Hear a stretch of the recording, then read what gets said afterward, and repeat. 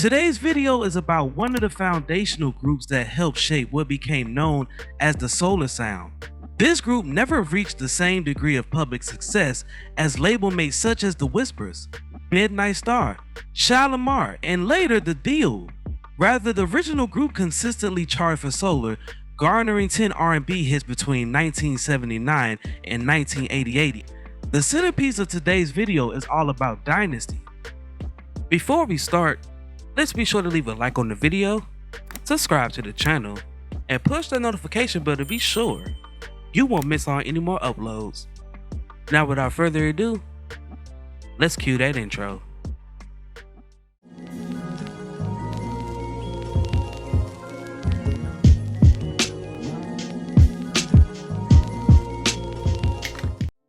Dick Griffey and producer Leon Silvers, a former member of the Silvers family group, created Dynasty, which was extremely successful in the early to mid 1970s. Leon, a key creator of the Solar Sound, became the label's in-house producer in 1978. It was in this role that he brought Dynasty together. The trio consisted of three young performers, vocalist Nidra Beard and Linda Carrier, and vocalist keyboardist Kevin Spencer. Carrier met Beard in Los Angeles during the winter of 1972, just after graduating from college in New Orleans.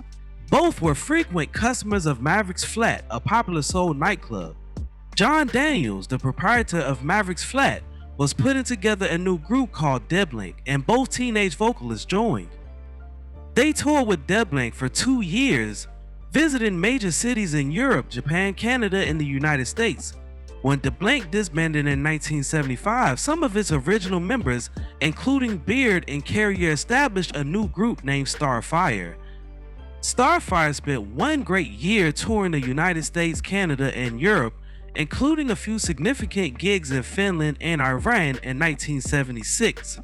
Following the tour, the group decided to dissolve. Around this period, Beard had a close friendship with Leon Silvers.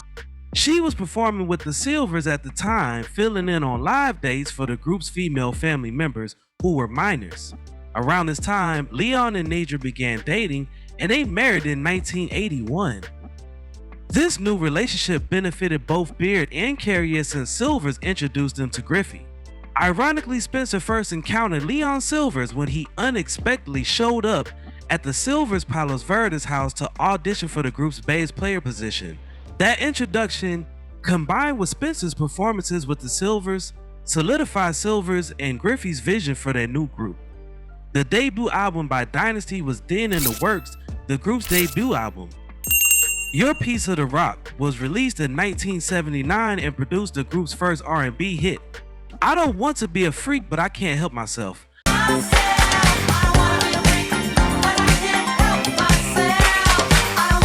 The track peaked at number 20 in the UK singles chart in late 79. Adventures in the Land of Music, released in 1980, was Dynasty's second album.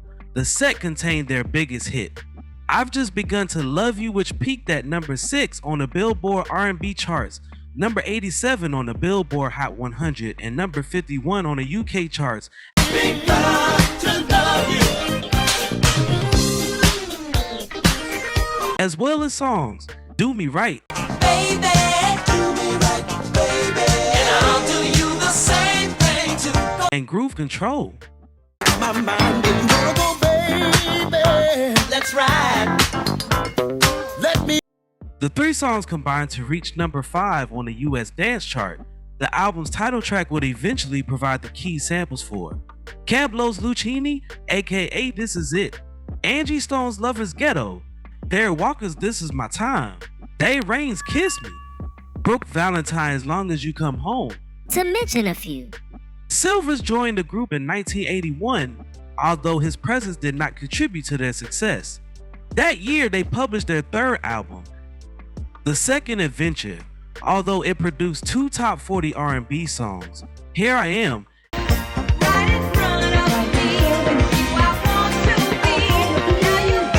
and Love in the Fast Lane. The album was mostly disregarded.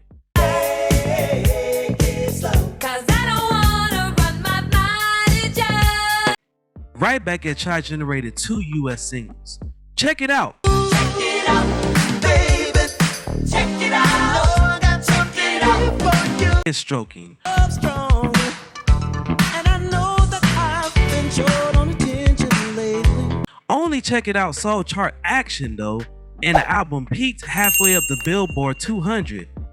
Solar released 2 separate singles in the UK, the only one.